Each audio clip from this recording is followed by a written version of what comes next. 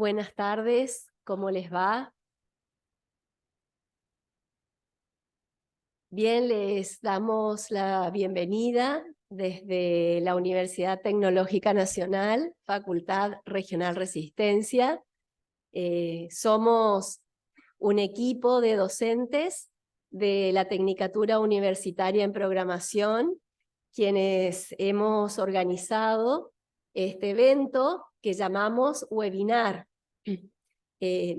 Webinar es un neologismo de dos términos que tienen que ver con web y con seminario, es decir, es un espacio de formación, ¿no es cierto?, donde podemos compartir y conocernos, porque aquí estamos en forma presencial, los alumnos de la Tecnicatura Universitaria en Programación de la ciudad de Resistencia, pero también están alumnos de Ingeniería en Sistemas de Información, estudiantes que quieren ingresar a la carrera y también estudiantes de la ciudad de Goya, de la provincia de Corrientes, y estudiantes de Formosa Capital. Así que les damos la bienvenida a ustedes, esperemos que sea un encuentro que tenga muchos frutos y que podamos trabajar no solamente hoy, sino que en otros momentos. Y también le doy la bienvenida a los disertantes. En principio estará con nosotros, nos acompañará Emilio Pulgis, que es CEO de la empresa Vida Digital. Así que agradecemos especialmente su participación y más tarde estará Manuel Jiménez desde la ciudad de Córdoba, quien también trabaja como freelance, entonces nos contará su experiencia y sus conocimientos sobre desarrollo web. Agradezco la presencia, repito, de Emilio y de Manuel y de ustedes, y comenzamos esta charla.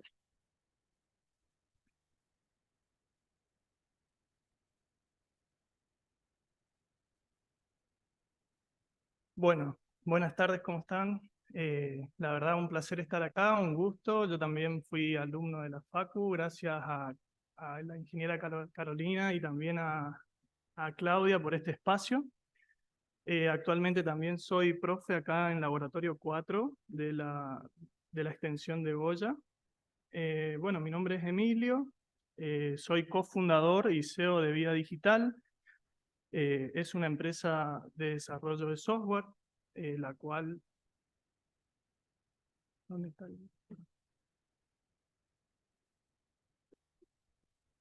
Ok, ahí está. Bien, perdón. Actualmente soy cofundador y CEO de la empresa Vida Digital. Somos una software factory, más o menos le voy a contar la experiencia nuestra. También soy vicepresidente del Polo Tecnológico. Nosotros empezamos en el 2011 aproximadamente como una empresa que revendía productos tecnológicos. La verdad que empezamos a vender de todo un poco en la tecnología y nos dimos cuenta que también teníamos capacidad para programar, ya que estábamos casi en los últimos años de la carrera y nos juntamos con un amigo de la facultad y empezamos este camino de emprender, que es un poco complicado, también es un poco desordenado en un principio, pero es muy lindo atravesarlo. La verdad que la experiencia es importante conocerla y también es importante resaltar que uno, digamos, se hace emprendedor en el camino y justamente hoy hablábamos en una reunión, en una charla, en una capacitación que estoy haciendo para mejorar como emprendedor, porque realmente tenemos que seguir evolucionando. Y nos pareció importante a nosotros en ese proceso de emprendedurismo que es un poco complejo y no es fácil de atravesarlo, que ¿por qué fuimos emprendedores en ese momento o qué nos llevó a ser emprendedores? El mismo hecho de tener que trabajar de lo que nos gusta en primer lugar, y en segundo lugar, sentirnos realizados. Sentirnos feliz, sentirnos con ganas de ir todos los días a la oficina a trabajar de lo que nos gusta y sin tener a nadie que realmente nos diga qué tengamos que hacer, porque de eso se trata.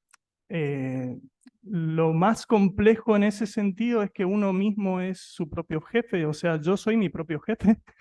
Entonces ahí es como que se complica un poco. Si somos exigentes, nos exigimos al máximo y por ahí es como que no tenemos vida al principio, pero bueno, después vamos acomodando nuestra vida una vez que vamos haciendo un poco más adulto y entendemos que hay que hacernos el tiempo para muchas cosas. Hoy vamos a hablar un poco de las habilidades y la competencia de los estudiantes tecnológicos. En esta charla yo les quiero compartir más que nada cómo podrían llegar a atravesar o hacer un buen camino y lo que nos tocó vivir a nosotros como emprendedores, lo que nos tocó vivir a nosotros como creadores de una empresa, fundadores de una empresa de desarrollo de software, y cuáles son las limitaciones que tenemos hoy en día y las que tuvimos en ese momento, y por qué es bueno estar acá en el lado de ustedes sentados escuchándome. Porque hay una parte buena de todo esto, no es solo asistir a una charla y nada más, sino que en primer lugar les comento rápido a qué me dediqué, qué hice en la parte laboral. En 2007 arranqué en Federación Médica del Chaco como director de sistema, o sea, primero arranqué como data entry, solamente cargaba datos y fui estudiando y a su vez conocí a un mentor que hoy la verdad que siempre está bueno reconocer a las personas que te guían. Él es Pablo Honorat, también fue alumno de la facultad, no se recibió, pero fue alumno de la facultad. La verdad que una excelente persona, un excelente mentor para mí, me ayudó muchísimo en todo lo que es la parte o la carrera tecnológica mía y me abrió un poco la cabeza en cuanto a ser emprendedor. Luego fundamos Vida Digital con mi socio en 2011, pero a la par seguía siendo director de sistema de Federación Médica hasta que un momento llegó el quiebre y dije, no, me tengo que dedicar a lo mío, 100%. También a su vez fundamos en ese momento CUNET SAS, que es una empresa que se dedica al ISP, o sea, somos un ISP en el interior de la provincia, pero eso es algo secundario que tenemos. Y quería comentar un poquito acá, digamos, viendo ese camino que tuvimos, todas las tecnologías o todas las áreas que nosotros tuvimos que abarcar en este lapso de 12, 13 años que llevamos transcurriendo como profesionales. Fíjense que ahí lo primero que hice es Cisco y MikroTik. Los primeros trabajos que arrancamos a hacer nosotros era todo lo referido a cableados, infraestructura física, y también habíamos fundado en ese momento este ISP. Entonces, nos derivamos un poco a hacer el CCNA de Cisco en la extensión de la UTN. Mi socio lo terminó, yo no lo terminé. También hicimos una certificación de MikroTik, que es algo similar a Cisco, es una marca de todo lo que tenga que ver enrutamiento. Y con respecto a esto, a mí como programador me abrió muchísimo la cabeza de entender cómo funciona físicamente la transmisión de los datos y las redes, porque es súper importante si queremos entender cómo funciona hoy en día todo lo que es la parte web. Esto es lo máximo, o sea, la idea que yo les quiero transmitir es no se queden solamente con lo que están dando en la facultad, sino traten de ustedes profesionalizarse también en otras áreas, porque esto le va a abrir la cabeza para su futuro profesional. Por otro lado, en la empresa hicimos todo lo que es la parte de, o sea, nosotros arrancamos en el más o menos 2013, 2014, arrancamos a trabajar con Amazon Web Service. En ese momento no se conocía mucho Amazon aquí en Argentina. Puede ser que en otras partes del mundo ya era furor y era en ese momento los data centers más grandes que existían. Acá en ese momento existía Datatec y algún que otro que hoy es Don Web, algún que otro hosting y nada más. Se hablaba de hosting en ese momento, no existía mucho lo que era un servidor, una VPC, sería un Virtual Private Cloud. Entonces, nosotros empezamos a investigar un poco sobre Amazon, nos certificamos también en Amazon y hicimos muchísimas capacitaciones para entender cómo funcionaba el mundo de la infraestructura cloud, porque nos dedicábamos a lo que era la parte web.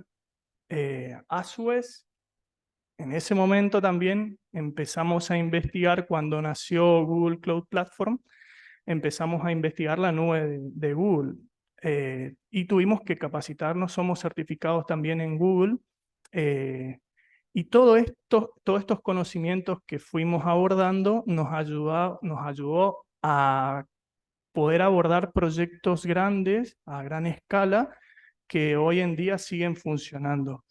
Nuestro primer proyecto grande, digámoslo, grande para nosotros, fue el diario Época de Corrientes o el Casino del Litoral y el Chaco, no me acuerdo bien, que fue uno de nuestros primeros clientes grandes en ese momento. Digo en ese momento porque para nosotros tener alrededor de 1.500 visitas al instante en un servidor era como, wow, nos explotaba la cabeza. O sea, recién estábamos entrando en el mundo web, no conocíamos muchas cosas, no teníamos experiencia. La experiencia la fuimos haciendo nosotros a prueba y error. Realmente ese profesionalismo nos llevó también a que muchas veces en esos primeros proyectos tenés que estar hasta las 12, 1, 2, 3 de la mañana hasta que la web sale publicada y todos felices. Estrés puro, o sea, adrenalina pura todo el día, a ver si funciona, si no funciona, si se cae, no dormís en todo el día. Bueno, son cosas o gajes del oficio que vas atravesando y con el correr del tiempo es como que eso ya lo vas materializando y tenés más experiencia. Luego, obviamente, empezamos a través de conocer el mundo free, digamos, el mundo de cero licencias, de trabajar con tecnologías que no tienen licencias, como todo lo que sea el stack LEM, que sería Linux, Nginx, PHP, MySQL, que fueron los primeros pasos que fuimos dando, y las primeras versiones de Laravel, a nosotros nos llevó o nos abrió la puerta en un mundo donde por ahí políticamente correcto no está decirlo, pero bueno, también soy incorrecto políticamente hablando. Muchas veces tenemos como una base muy marcada de lo que es Microsoft, o eso lo vivimos desde chiquito, desde las escuelas. Todas las computadoras acá prácticamente en toda Latinoamérica tienen el stack de Microsoft y todos los programas de Microsoft y se enseña todo lo que tenga que ver relacionado a lo que es Microsoft. Y nosotros pudimos salir un poquito de ese contexto, de ese cuadrado y encontrar otras tecnologías que nos hacía la vida un poquito más fácil en cuanto a lo que tenga que ver con servidores, costos para los clientes, porque cuando no tenemos licencia los costos bajan muchísimo. Entonces, eso nos llevó a conocer muchísimas herramientas y plataformas que hoy en día las utilizamos y que se conocen y que hay muchísima información. En ese momento no existía toda esta información que le estoy contando. En ese momento nosotros no teníamos una comunidad de PHP tan grande como existe hoy. En ese momento no existía una comunidad tan grande de Ubuntu o de Linux es como que tenías que escarbar un poco en la web y tampoco los buscadores no estaban muy bien indexados, la información te la tenías que comprar en un libro, o sea, y realmente poner en funcionamiento software grandes y complejos era a prueba y error, no había otra, o sea, nosotros teníamos que hacer eso. Pero bueno, eso también nos abrió la cabeza en trabajar en muchas empresas, tanto de Argentina como del exterior, en migrar la información que tenían de Microsoft SQL Server, por ejemplo, hacia MySQL, MariaDB y otras bases de datos que son free, que no tienen licencia. Y esos trabajos nos ayudó a conocer en profundidad, por ejemplo, todo lo que son las bases de datos relacionales, y también a su vez conocimos el mundo en ese momento de todo lo que sea base de datos no relacionales, que cuando hablo de base de datos no relacionales estamos hablando de, por ejemplo, Redis, que son base de datos en memoria, Real-Time Database, que es de Firebase, de Google, o también de Firestore. Son bases de datos que no las conocíamos, que no teníamos idea que existían, pero cumplen un rol muy importante en la tecnología de hoy, y la verdad que son muy dinámicas y tienen obviamente algo específico donde nosotros podemos abordar para ciertos sistemas. Con el correr del tiempo, a su vez de trabajar con Laravel, que lo conocimos en sus primeras versiones, que creo que era 4.2, más o menos, no me acuerdo muy bien, conocimos el stack Laravel, que gracias a Laravel, PHP no murió y hoy va a estar descansando en paz si no existía Laravel, porque es un framework que le dio vida a la comunidad de PHP, y esto hizo, Taylor Otwell creo que es el creador, hizo que PHP pueda volver a ser lo que fue en sus inicios y picar en punta en la comunidad, y también con todo el potencial que tiene atrás, y nosotros poder aprovechar ese potencial y tratar de no desarrollar algo que ya está hecho. O sea, tratar de no inventar nada. Si la rueda ya está inventada, nosotros tenemos que usarla nomás. Entonces, eso nos facilita muchísimo a nosotros en cuanto a lo que es tanto backend como frontend, porque el Laravel sirve para las dos cosas, obviamente, y también tiene su ORM, que es para la parte de manejo de datos. Por otro lado, en un momento aprendimos todo lo que es Node.js, que es una tecnología no tan vieja, digamos. Ahora se habrá lanzado 2000, no sé, 2009, 2010 más o menos, no me acuerdo bien en este momento la fecha, pero también vino a cambiar un poco el paradigma y que JavaScript se meta en el mundo del backend, que fue para mí una de las mejores cosas que nos sucedió, porque tener que trabajar en el frontend con JavaScript y en el backend pasarnos a PHP, o si quieren trabajar con Python o con cualquier otro para los full stack, esto fue un paso muy grande, porque el mismo lenguaje en ambos lugares, tanto en el cliente como en el servidor, te facilita un poco la vida. Y por otro lado, a su vez tuvimos que también, digamos, profesionalizarnos y estudiar y reinventarnos un poco en el mundo de UI UX.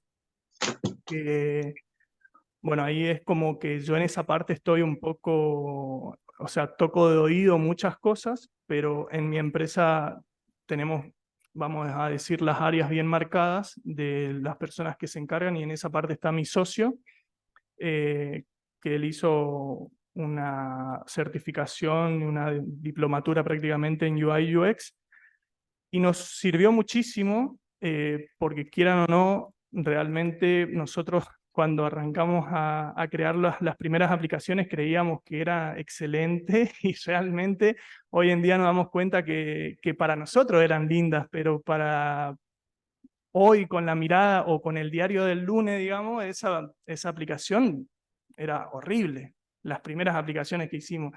Entonces, esta parte de seguir profesionalizándose en UI UX nos abrió muchísimo la cabeza, dimos vuelta también y pudimos crecer muchísimo como profesionales, y también eso nos ayudó a que muchas otras empresas quieran contratarnos, por así decirlo, siempre hablando en lo que es Software Factory. También en el medio hicimos muchas cosas con React, React Native para lo que es mobile, y sí tenemos muchas aplicaciones en mobile, y a su vez también hicimos mucho en Vue. Y ahí fue donde conocimos el potencial de algunas tecnologías que capaz que si no nos metíamos de lleno en algunos proyectos que realmente están buenos, nos propusieron un proyecto muy grande para 22 millones de usuarios, una plataforma de salud eh, para el Ministerio de Salud de la Nación de Chile, y la verdad que en un primer momento es como que nos abrumó un poco esa solicitud de incorporarnos al equipo, digamos, como nosotros acá como Vía Digital, ya pasando a través de otras plataformas que fuimos desarrollando para ellos, obviamente.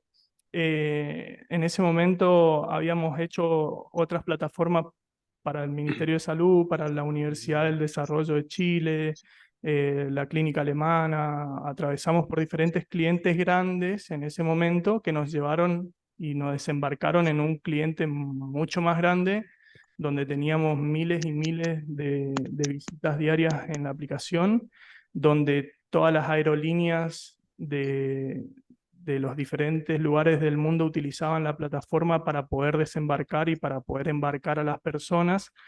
La verdad que fue un desafío muy grande para nosotros, para nuestro equipo, con 6 personas detrás de escena, digamos, técnicos.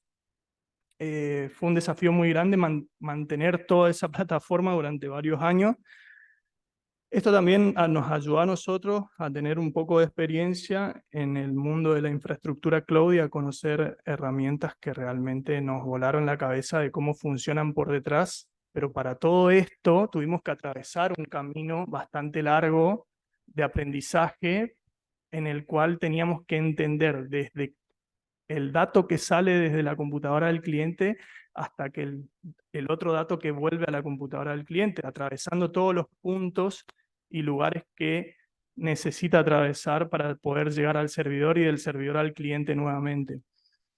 ¿Qué les quiero decir con eso? Que obviamente nosotros hoy vemos las perspectivas o me pasa mucho que las perspectivas nuestras, en algunos casos, me pasó con los alumnos, cuando estábamos dando la materia, que nosotros tenemos que ver más allá de un trabajo práctico en la facultad. Por ahí, si alguien está pidiendo un trabajo práctico de algún tipo de desarrollo de software, no se planteen que va a ser el trabajo para entregarlo y listo.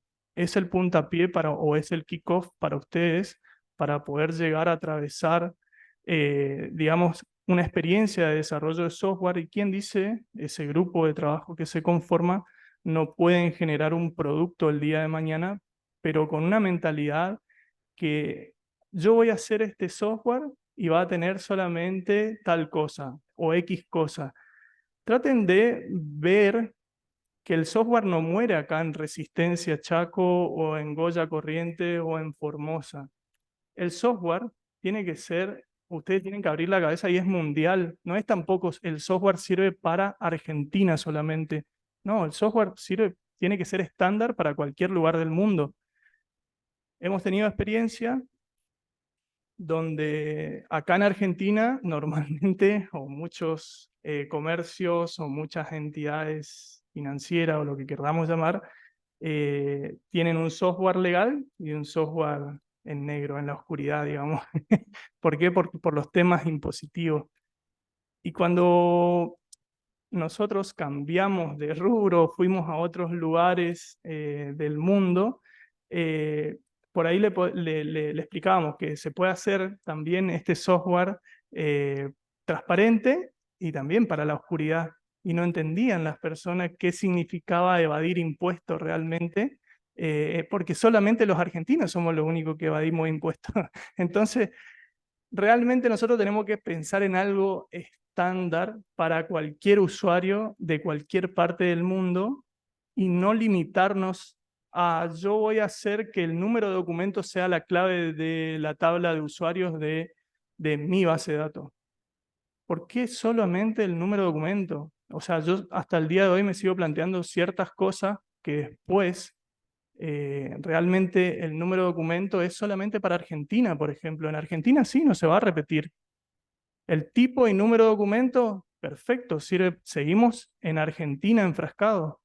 País, tipo y número de documento, porque nos pasó a nosotros, esto es algo que nunca habíamos contado, pero nos pasó con una aplicación muy grande, donde nosotros habíamos pensado en su momento que el tipo y número de documento era la clave para nuestra base de datos. Perfecto, el cliente era ese. Cuando salió y despegó, llegó un momento que empezó a colapsar la base de datos y se sacaban identidades entre personas. Una persona venía, se registraba y le quitaba la identidad a otra persona, porque la validación de la identidad estaba con un pasaporte, se sacaban una foto, así como hacen cuando se registran en algún banco virtual, se sacan la foto con su pasaporte, no, yo soy quien dice ser acá, perfecto, le daban la identidad manualmente los usuarios de la plataforma a esa persona, porque estaba la fotito. Después venía el otro y le quitaba la identidad al otro, y así sucesivamente empezó a suceder, y era el tema de la vacunación, el pase de movilidad y un montón de cosas que nosotros no teníamos en cuenta el país de origen de la persona, la nacionalidad, que es algo importante. Y obviamente que esas experiencias después, a lo largo del tiempo, te hacen razonar y pensar que ese cambio minúsculo en la base de datos nos llevó muchísimo tiempo para volver a reimportar toda la base de datos y poder rearmar con las nacionalidades los 22 millones de usuarios que tenía la base de datos. O sea, es una locura, pero pasa. Entonces, cada vez que ustedes van a abordar algún tipo de trabajo práctico dentro de la facultad, la idea es que abran su mente y vayan más allá de lo que el profesor le está pidiendo. Traten de utilizarlo como un kickoff o un MVP y mírenlo del lado que ustedes también pueden ser emprendedores el día de mañana, y que esto es una experiencia, no es solamente para aprobar una materia. Tómenlo con seriedad, con profesionalismo, porque esto le va a servir para el día de mañana. Y algo muy importante que tienen que aprender es Git. Lo puse así con muchos signos de exclamación, porque realmente es algo que la mayoría de los programadores no lo saben utilizar, o bien saben muy básico, y a la hora de entrar en cualquier empresa a desarrollar software, realmente quedan en o los filtran por no saber utilizar realmente Git, porque eso es lo que pasa. Por ahí los comandos básicos lo pueden saber, sí, pero realmente tienen que entender cómo funciona Git. No es solamente hacer un pull, hacer un push y nada más, no se trata. Hay que tratar de entender cómo se maneja en equipo un Git, cómo trabajan en equipo con el Git. Y acá viene toda la parte de la integración continua y la parte de entrega continua, que está ligado a Git, que se puede programar en la plataforma, por ejemplo, de GitLab, todo lo que es CI/CD, porque eso les va a ayudar a ustedes a automatizar la parte del deploy de su plataforma. Y si no entienden, vamos a decir, la parte más hard de Git, están complicados para trabajar en equipo. Entonces, a medida que van cursando la facu, lo ideal sería que vayan haciendo paralelamente capacitaciones extras, o bien creo que la UTN también da este tipo de capacitaciones, que tienen este tipo de cursos que ustedes pueden realizar. Entonces, siempre es bienvenido aprender una nueva tecnología. Y por otro lado, bueno, hablando de integración continua y entrega continua, que también lo abordamos nosotros en la empresa, por eso estoy marcando desde el punto 1 hasta el último punto. Todo esto, si ustedes quieren ser una persona para poner en funcionamiento una plataforma web y hacerlo con profesionalismo, obviamente, tienen que aprenderse prácticamente todo esto que están viendo aquí, y capaz un poquito más.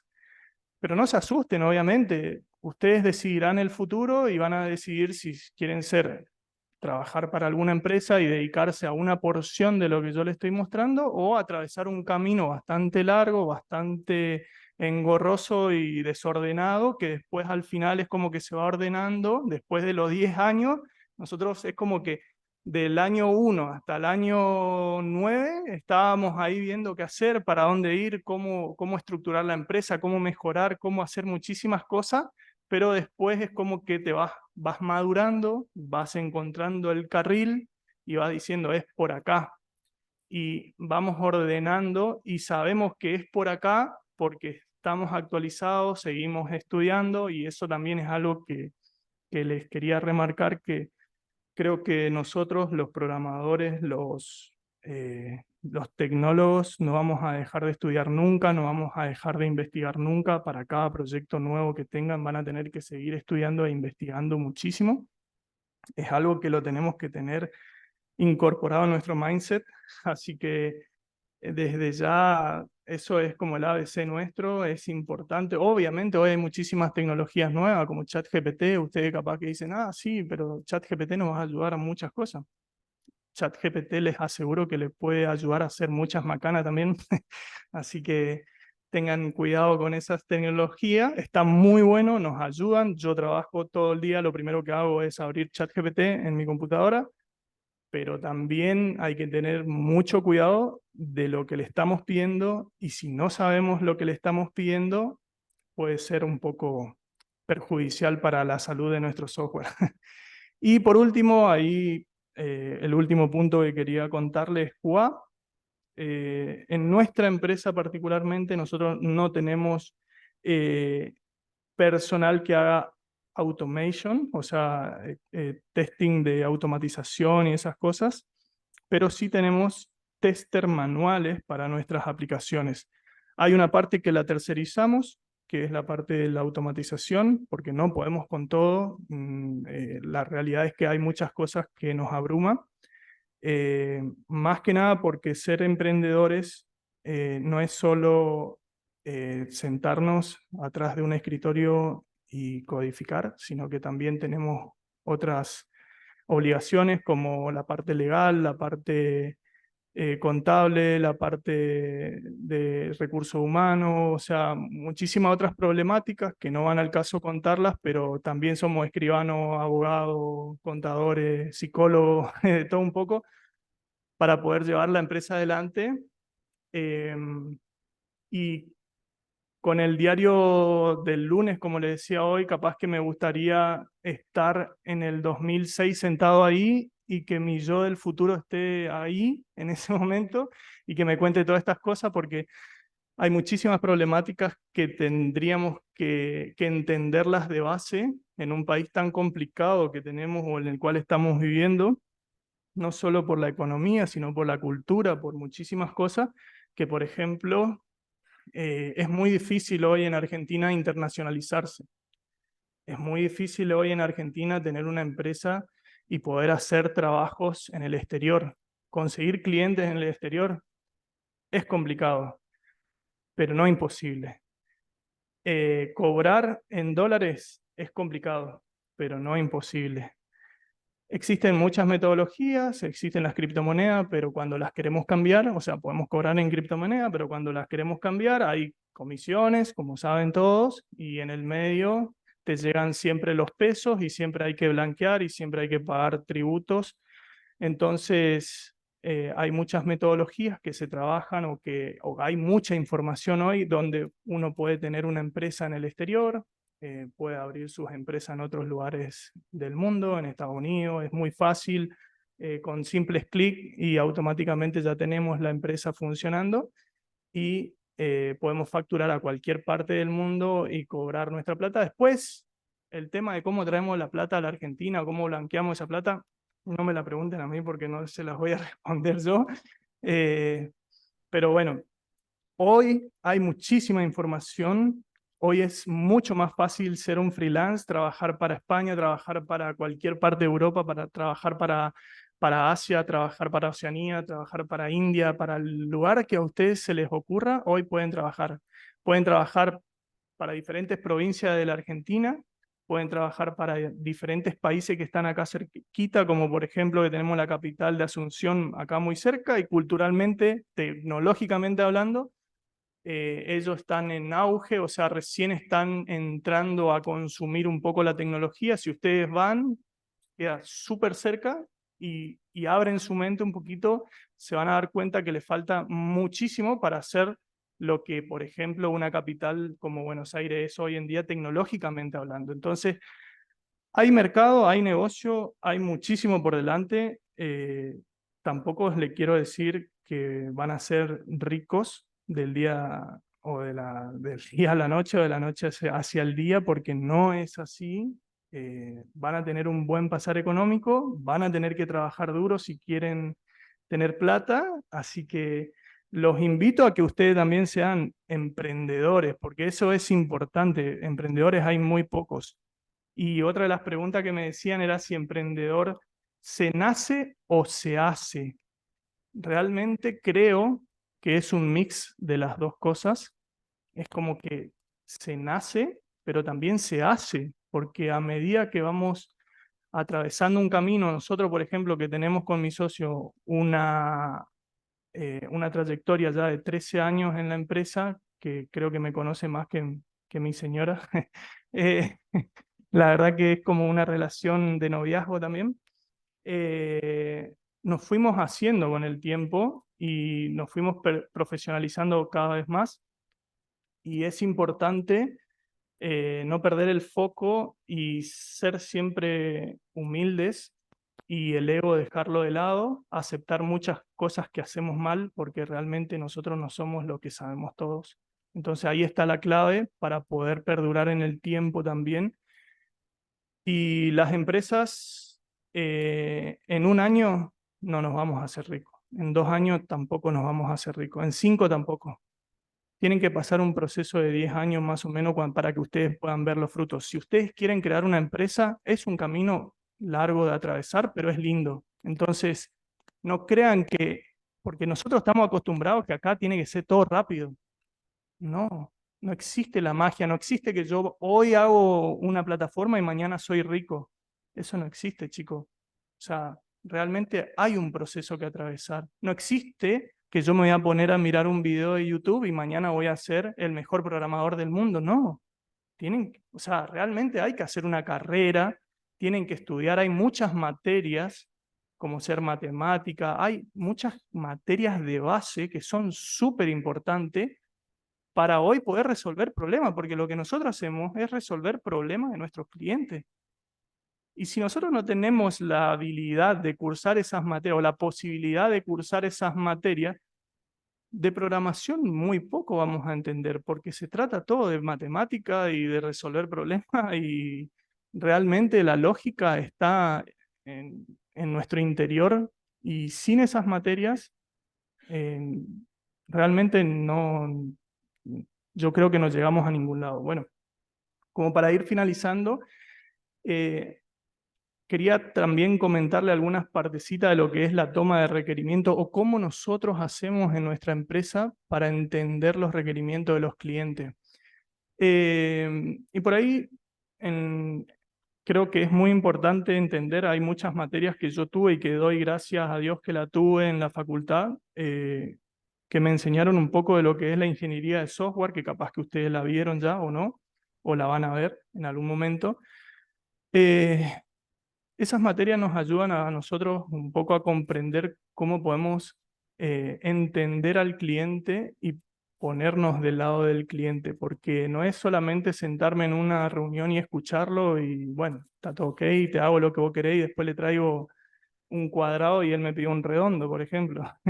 Entonces, hay muchas cosas importantes que para poder que la ingeniería de software o la teoría de la ingeniería de software habla que para nosotros poder atravesar una toma de decisión de cuál es el mejor camino para un proyecto o para otro proyecto, va a depender mucho de las limitaciones técnicas que nosotros tengamos también. Porque si nosotros nos conocemos herramientas, por ejemplo, vamos a suponer que si nosotros no conocíamos Firebase, les doy un ejemplo claro. Si nosotros no conocíamos Firebase, nosotros no íbamos a poder crear una plataforma para 20 millones de usuarios. ¿Por qué? Porque no teníamos el equipo necesario para mantener una infraestructura para ese nivel de visitas. Imagínense, más de 1,5 millones o 2,5 millones todo el día constantemente de visitantes concurrentes. O sea, era una locura.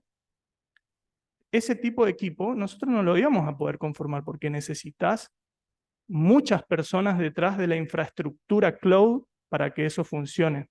Aparte los desarrolladores de software. Entonces, ¿qué pasó? Esta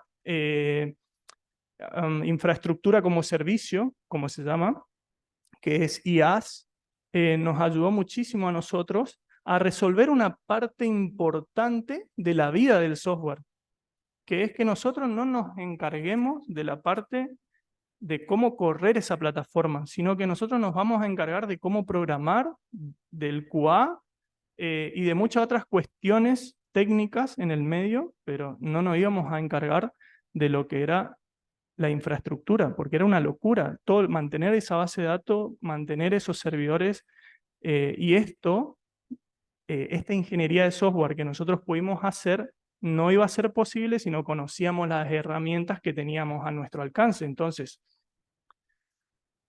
cada vez que nosotros tomamos los requerimientos, primero planificamos en qué, por así decirlo, framework lo vamos a realizar, en qué stack lo vamos a realizar.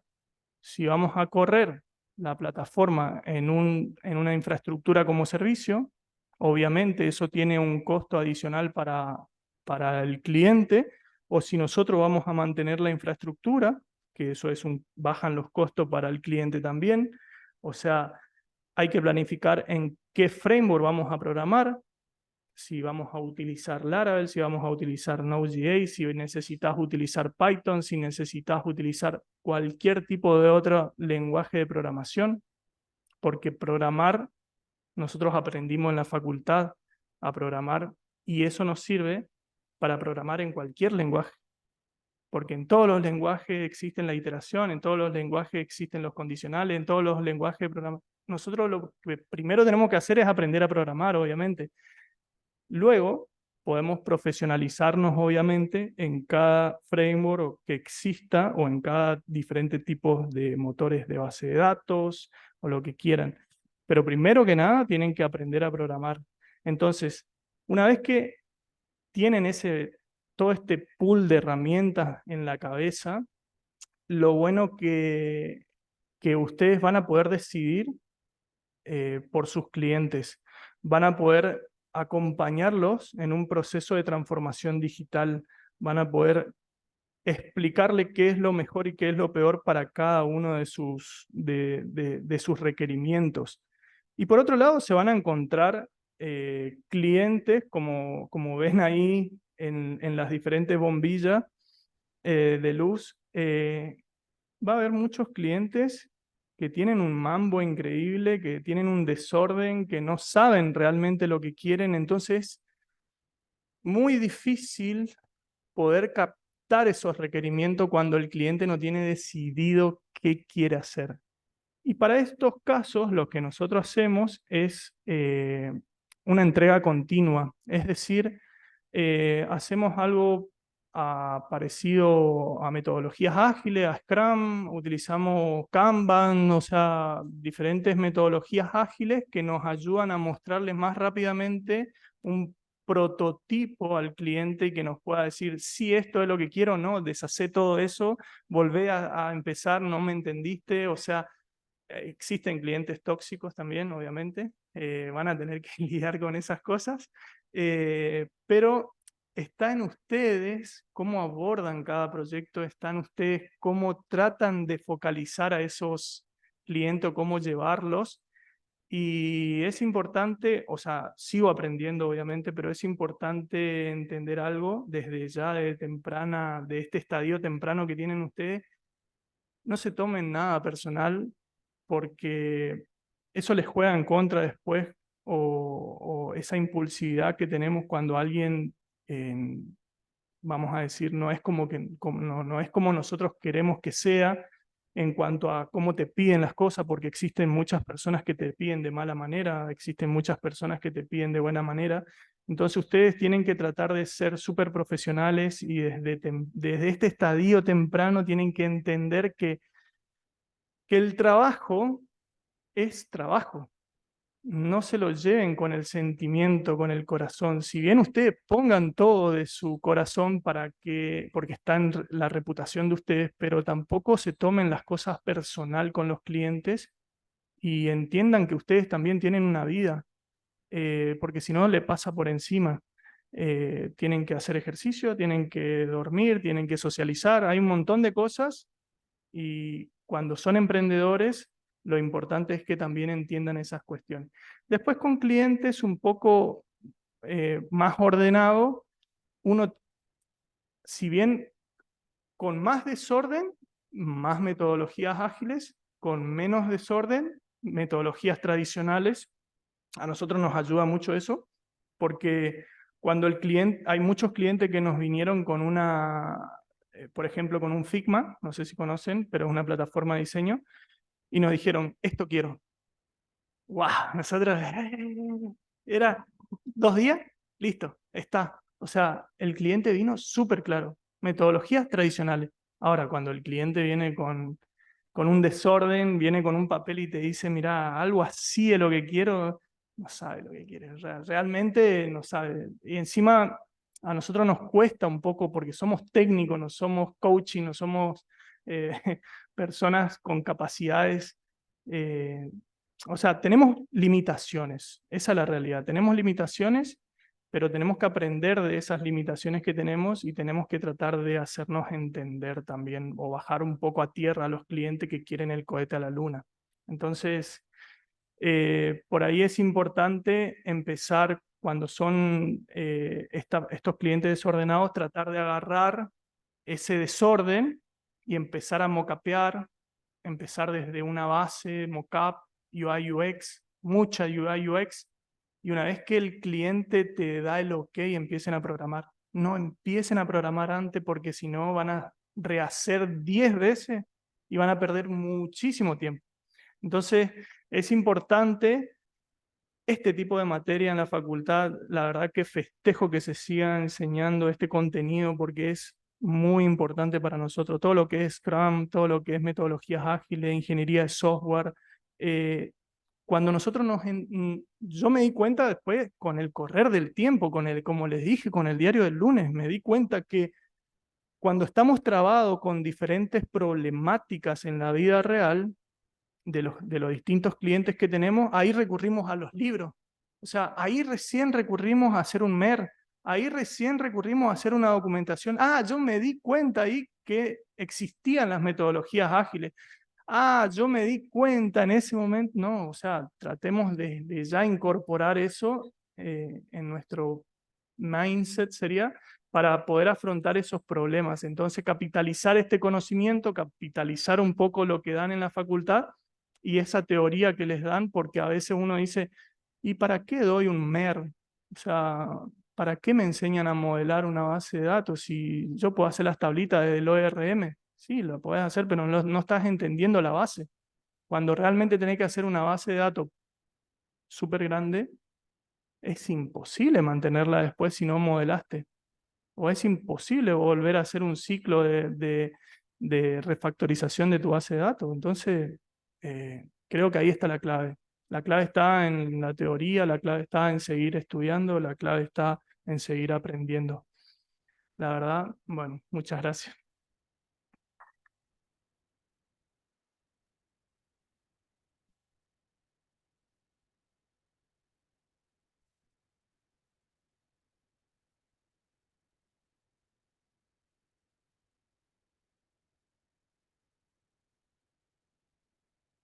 Bueno, muchas gracias por venir y si quieren hacerles preguntas acá, Emilio, por favor, levantan la mano y les van a acercar el micrófono.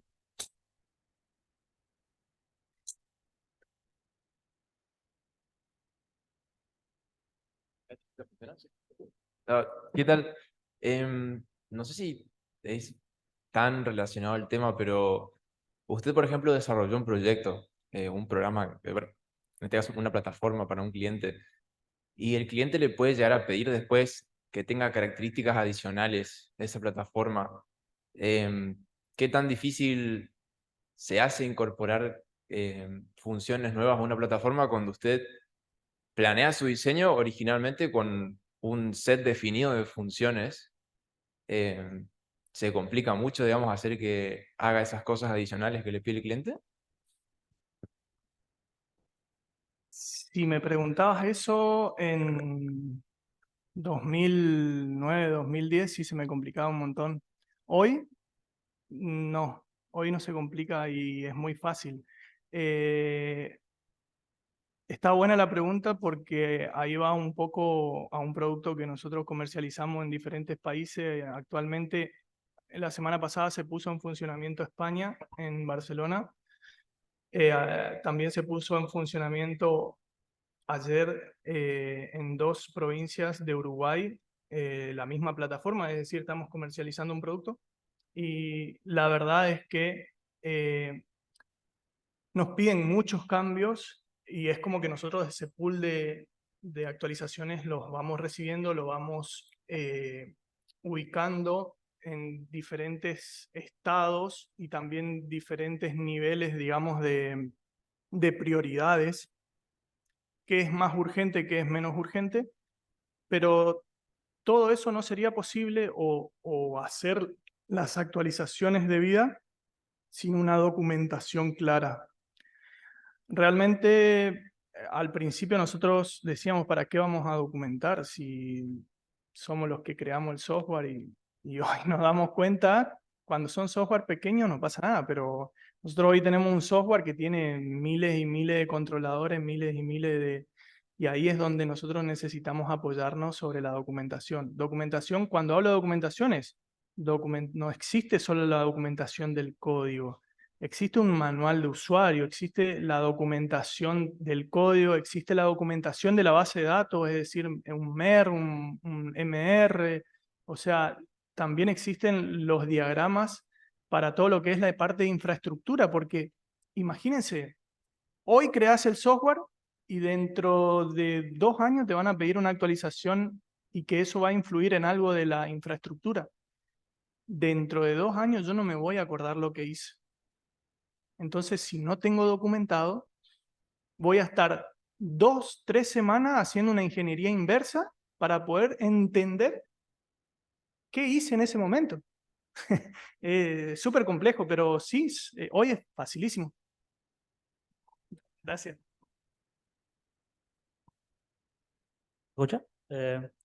Mi pregunta es, ¿cómo ve usted el mercado argentino de software comparado con otros países regionales o internacionales? Porque si bien Argentina tiene buenos desarrolladores, como grandes empresas como Globan y eso, capaz no tenemos buenos recursos financieros comparado con otros países. Gracias. Muy buena tu pregunta. Es mucho de los temas que se tocan en el polo tecnológico y que somos más de 35, 45 empresas aproximadamente hoy en Chaco. Y es lo que se vive día a día. Nosotros desarrollamos para empresas del NEA, de la región, para otras provincias a su vez también. Obviamente que no es lo mismo cuando nosotros arrancamos en su momento, agarrábamos cualquier cosa y desarrollábamos cualquier cosa. Hoy en día la realidad es que las expectativas que tenemos, o sea, cuando ustedes comiencen van a tener muchísimo trabajo, pero también creo que el costo de su trabajo va a ser muy bajo. Y cada vez que se van profesionalizando más, el costo de su trabajo va a ser más elevado y no van a poder, o sea, hay ciertos clientes, ciertas pymes que no van a poder acceder a tus servicios.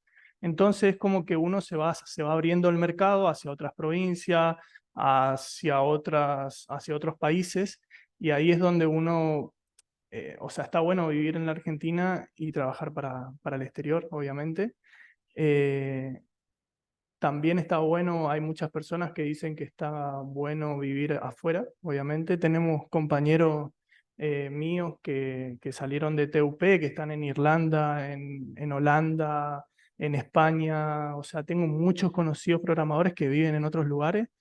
Uno de ellos es Leandro Rowis, que fue compañero mío, que es una excelente persona y trabajó en Estados Unidos, se fue a Irlanda, hoy es un crack referente de una empresa muy grande de ERP, y la verdad que depende de lo que ustedes quieran, de lo que quieran para su progreso profesional, pero la economía nos lleva a que muchas veces empresas emergentes tomen esos trabajos que vos comentás a nivel provincial, a nivel nacional, hagan su experiencia y después, o como nosotros hicimos, lo usás de catapulta para poder llegar hacia clientes o hacia mercados diversos en Latinoamérica, en Europa, en Estados Unidos. Inglés. Estudian mucho inglés. Sí. Un programador junior como nuestros alumnos, cuánto sería su sueldo, digamos, o cómo se cobra, digamos? Buenísimo. Un programador hoy acá en Chaco, junior, ronda más o menos en mano 250.000 pesos en mano, en blanco, con hora social, con un montón de aportes. Más o menos eso es lo que se está pagando, y a nivel nacional creo que va por ahí, depende también de las capacidades de cada, porque nosotros muchas veces decimos un programador junior, pero la mayoría de las veces nosotros cuando incorporamos personal son trainees. Tenemos que, para que pueda empezar a producir, está prácticamente casi un año.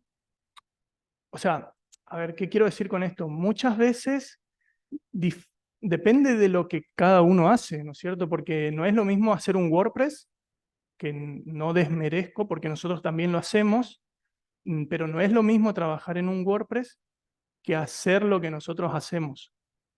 Son cosas diferentes, son tecnologías diferentes, son capacidades diferentes, pero uno tiene que ir atravesando eso.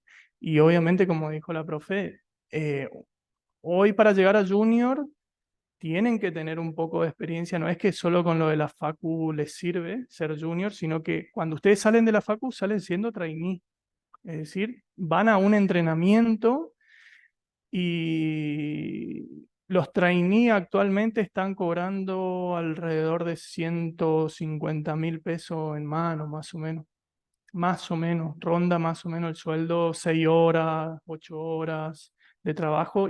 Pero estoy hablando de lunes a viernes. Nosotros, por ejemplo, trabajamos solo de lunes a viernes. No se trabaja sábado. Eh, Son 8 horas de lunes a viernes nada más, y con una hora de almuerzo, vamos a decir, en el medio. Creo que Una pregunta de los chicos que están en virtual, si, ¿qué podemos hablar de las tecnologías de contenedores, tecnología. de como Docker? Sí, sí, buenísimo. Muy buena la pregunta. Bueno, justamente lo que hablé hoy de la parte de Firebase, que vendría a ser algo muy similar a lo que están preguntando, son tecnologías que nos ayudan a nosotros a poder escapar un poco a lo que es la infraestructura, y a montar una infraestructura un poco más rápido, o a hacerla un poco más automatizada, porque hoy crear una infraestructura ya no es como antes, que nosotros tenemos que agarrar y hacer un clic, levantar un VPS, configurar ciertas cuestiones técnicas de redes, sino que hoy nosotros podemos programar, o sea, hacemos una codificación y ejecutamos esa codificación, y se levanta una máquina virtual con una base de datos manejable, ya sea, o sea, como un real time, o también base de datos relacionales con diferentes tipos de comunicaciones. O sea, es muy, muy sencillo.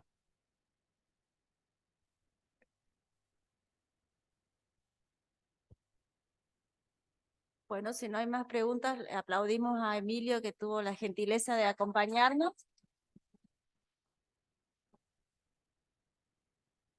Y muchas gracias.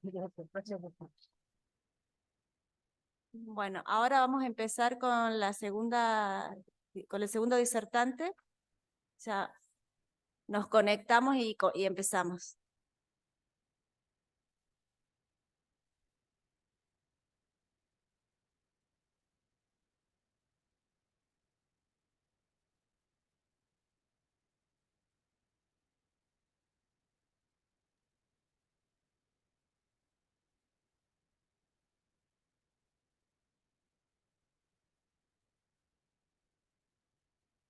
¿Está?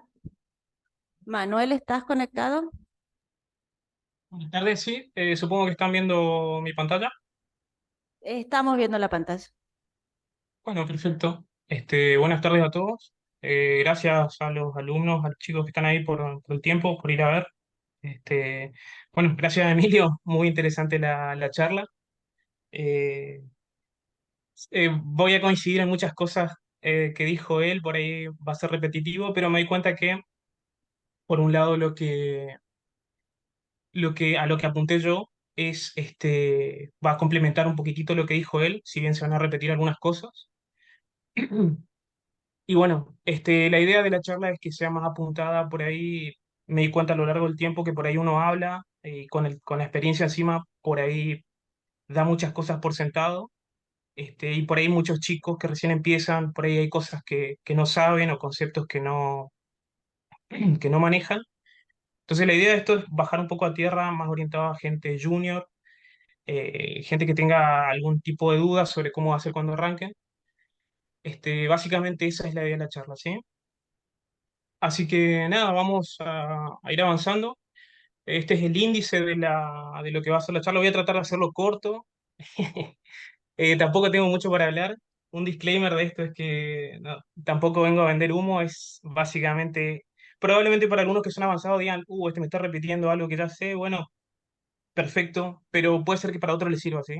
Y la idea de la charla es, bueno, complementar un poquitito. Por suerte me doy cuenta que me voy a repetir un poco con Emilio y algunas cosas lo voy a complementar, lo cual es buenísimo. El índice es este, vamos a ver una breve introducción, después los objetivos de la charla, requerimientos técnicos, el perfil del desarrollador web full stack y algunas cosas preguntas que uno se hace que son cómo arrancar, cómo seguir y bueno, algunas conclusiones que podemos sacar sobre este mundo de cómo entrar a trabajar en lo que es IT, ¿sí? Bueno, vamos a ir con la introducción. Mi nombre es Manuel Jiménez, como vieron ahí en la diapositiva al principio. Soy egresado de la UTN, soy ingeniero en sistemas. Tengo aproximadamente, no sé, hace más de 10 años que me recibí, tengo 35. Este, y bueno, a lo largo de ese tiempo eh, trabajé en distintos lugares, ¿sí?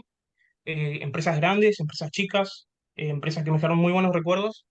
Básicamente, para hacerla corta, mi trabajo arrancó como pasante en la facultad, ¿sí? Cuando conseguí, creo que fue en el Consejo de Ingenieros, ahí creo que es por la 25 de mayo que está, ya no me acuerdo. Ah, una aclaración, actualmente estoy viviendo en Córdoba, yo soy de Formosa, ¿sí? Y estudié en la UTN ahí en Resistencia.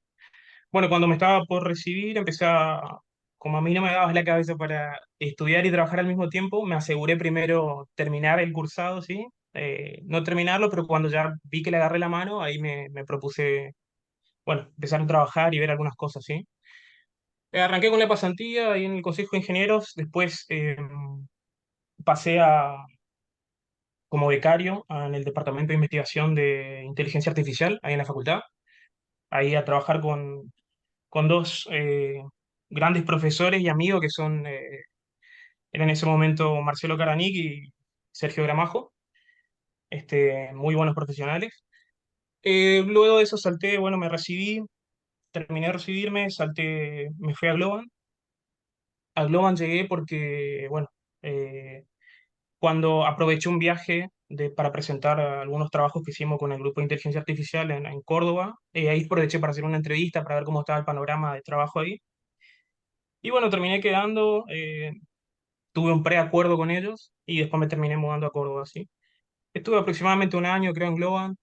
Se me dio la oportunidad de pasar a la competencia, que en ese momento era Global Logic, el nombre eran parecidos. Ahí estuve mucho tiempo, creo que alrededor de 4 años. Me tocó trabajar en distintos proyectos, desde proyectos grandes hasta esas startups pequeñas de Estados Unidos, como ser una plataforma para adopción de mascotas que recién se estaba implementando. Fue muy buena vivir esa experiencia. Luego eso pasé a otra empresa que en su momento se llamaba Overactive. Creo que ahora se, creo que se fusionó con otra, creo que fue absorbida por otra empresa y ya perdí el nombre de cómo se llama actualmente.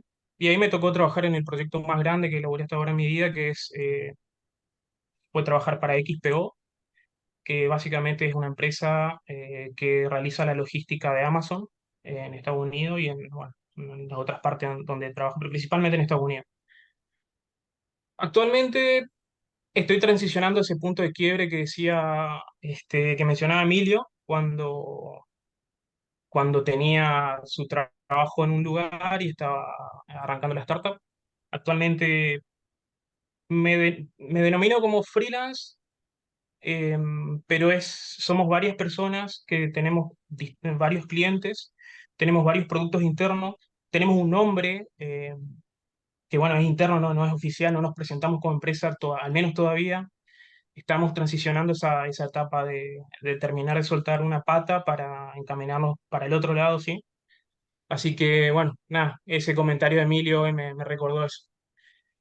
Bueno, y los objetivos de la charla rápidamente, brindarles un panorama general de lo que sea de utilidad, sobre todo para los que tienen dudas, para los que recién van a arrancar, ¿sí? Eh, Mi idea es enfocarme en eso. Por ahí hay gente que no la tiene tan clara o tiene dudas, hay otros que son más curiosos, ¿sí? Y que por ahí la tienen más clara. Justamente el objetivo número 2 es comentar cosas, conceptos, ideas, experiencias que causen curiosidad en ustedes para que después lean, eh, no sé, se interioricen en eso y lo puedan utilizar, les sirva de algo. Si les sirve de algo, genial. Es la idea, ¿sí? Y bueno, por último, motivar para hacer, ¿sí? La idea es todo este tipo de charlas, yo creo que es para empujar hacia adelante, para que las personas que recién están arrancando eh, sientan ese empuje de los que ya estamos empujando hace mucho y arrastrarlos con nosotros hacia hacer algo copado, ¿sí? A seguir adelante y bueno, ver cómo arrancar esto. Bien, siguiendo con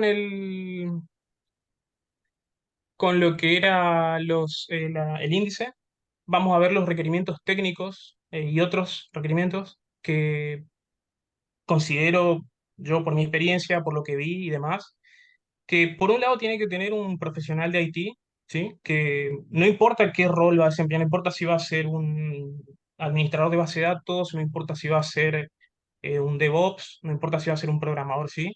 Hay ciertas cuestiones que son comunes que les van a servir y que tienen que saber, ¿sí? Y después van a ver que se va especializando más hacia el lado que es mi fuerte, que es el desarrollo web, ¿sí? Así que de los primeros dos ítems los considero comunes a todos, ¿sí? Y los últimos tres son más especializados a lo que es el perfil de un desarrollador web, un desarrollador full stack, si quieren, ¿sí? Entonces, bueno, arrancando ahí está la aclaración de lo que les acabo de decir. Este, Estos primeros dos que vamos a ver, que son los conocimientos básicos de informática. Acá otra vez, volviendo a lo que dijo Emilio, es muy importante, mi idea acá era reforzar lo que se estudia, por ahí a veces uno se plantea para qué me sirve eh, o se aburre, ¿sí? Pero la verdad es que después, al final del día, termina sirviendo, ¿sí? Entonces, es muy importante lo que uno cursa en la carrera, es muy importante una carrera, ya sea universitaria, terciaria, una carrera es muy importante porque te da una base, una estructura, que por ahí un curso que también sirve, un curso acotado, ¿sí? De manejo de cierta tecnología que uno puede hacer a través de una plataforma, le puede brindar esos conocimientos puntuales para hacer eso, ¿sí? Pero una carrera les va a brindar cierta base que le va a servir a lo largo de su desarrollo profesional y les va a permitir crecer, ¿sí? Entonces, por un lado, yo considero que el profesional de IT tiene que tener estos cuatro pilares, capaz me falta alguno, capaz en otros perfiles se agrupan de otra manera, pero básicamente conceptos básicos de arquitectura de computadora, conceptos de sistemas operativos, redes de computadora y de base de datos. Tener ideas sobre eso es fundamental para poder insertarse, empezar a trabajar en algo que sea referido a IT, ¿sí? Y uno por ahí dice, bueno, arquitectura de computadora, sistema operativo, y sirve. Nosotros nos tocó, por ejemplo, últimamente, en uno de los proyectos, Bueno, como saben, cuando uno trabaja con proyectos propios, por ahí los clientes no son tan, no tienen tanta capacidad para pagar las cosas, tiene que acomodarse uno a usar servidores más pequeños. Entonces teníamos ciertas limitaciones con los servidores. Y uno de los clientes nos pidió exportar un montón de registros que veía en una grilla que le presentamos en una aplicación web, exportarlos en un archivo zip en formato PDF, distintos archivos, ¿sí?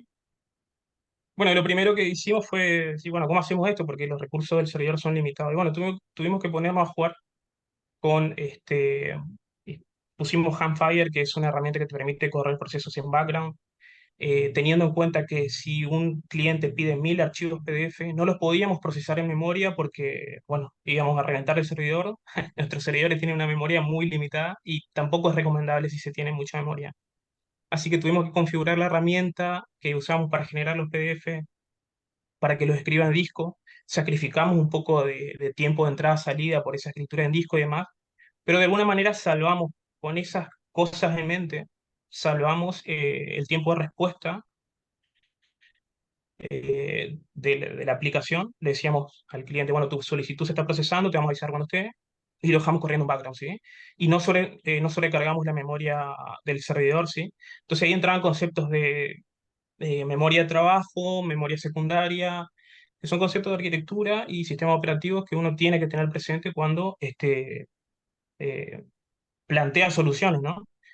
Eh, y bueno, y así con el resto de las cosas.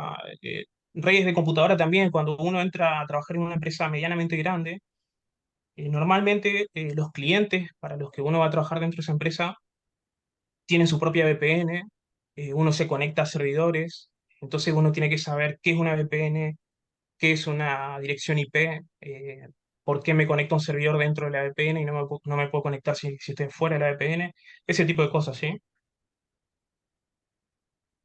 Otra cosa importante, y acá se repite algo que había dicho Emilio también, yo considero que es fundamental para cualquier perfil de IT tener conocimiento del control de versiones, ¿sí?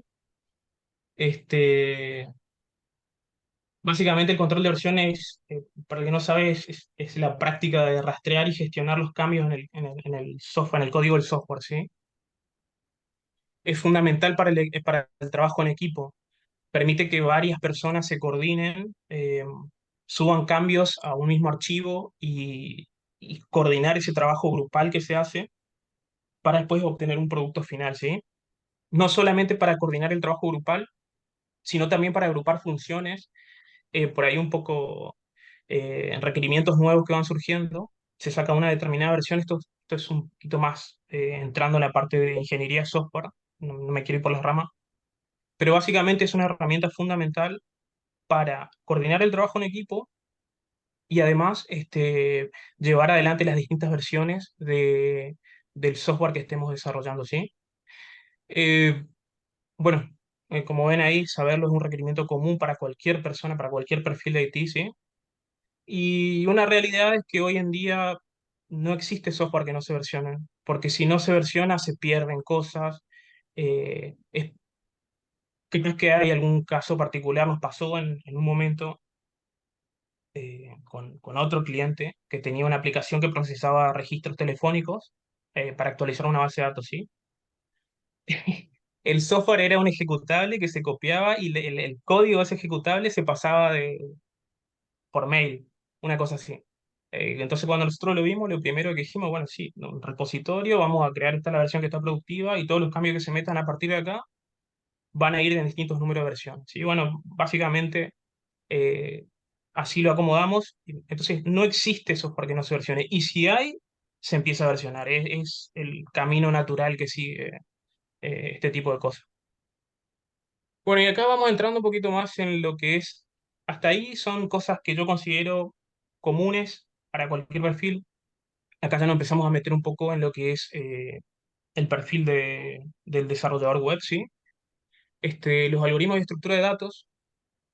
eh, Acá lo quiero nombrar porque es algo que se usa bastante para evaluar en muchas empresas. Se evalúa a los candidatos con este tipo de problemas, en donde se presenta, por ejemplo, una lista, un array de números y se pide que se busque un determinado valor. Entonces, ahí, por ejemplo, se usan algoritmos de búsqueda, ¿sí?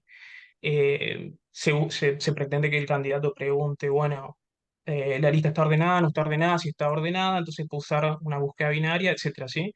Es básicamente, eh, además de que permite cambiar la forma en que se piensa, que no solo que brinda un conocimiento directo a través de la forma de resolver problemas, sino que cambia un poquito la forma de pensar de la gente a la hora de encarar otro tipo de problemas que probablemente no se resuelvan directamente con uno de estos algoritmos, ¿sí? Lo traigo acá, acuérdense, y si quieren lo pueden investigar más. Bueno, patrones de diseño. Esto es algo muy importante también que uno como desarrollador tiene que tener presente. Y por ahí uno se deja llevar por las tecnologías. Bien, muchos de los cursos que hoy se dan también aportan un poco de, de diseño. Es importante también lo que se ve en las carreras y lo que se puede llegar a leer en un libro, ¿sí? Hay muchísimos patrones de diseño. Básicamente, patrón de diseño, para quien no sabe, es como una solución general eh, que se puede, que se puede aplicar que se puede repetir para resolver un problema que ocurre normalmente, ¿sí? En lo que es diseño de software. Este, y acá también todas las soluciones de software actuales usan patrones de diseño y las que no lo usen, o sea, aplicaciones heredadas, se pueden mejorar con patrones de diseño. Eh, bueno, ahí, por ejemplo, uno de los que están viendo los dibujitos es el Factory, que en un caso puntual también lo traigo como ejemplo, porque la idea es traer ejemplos. ¿Qué me pasó para un cliente? Yo no me acuerdo si era para Globan o para cuál de las empresas, que había un cliente que tenía repartido en distintos estados de Estados Unidos su aplicación, distintos usuarios, y cada estado calculaba de una manera distinta un determinado conjunto de valores que tenía que presentarse al usuario, ¿sí?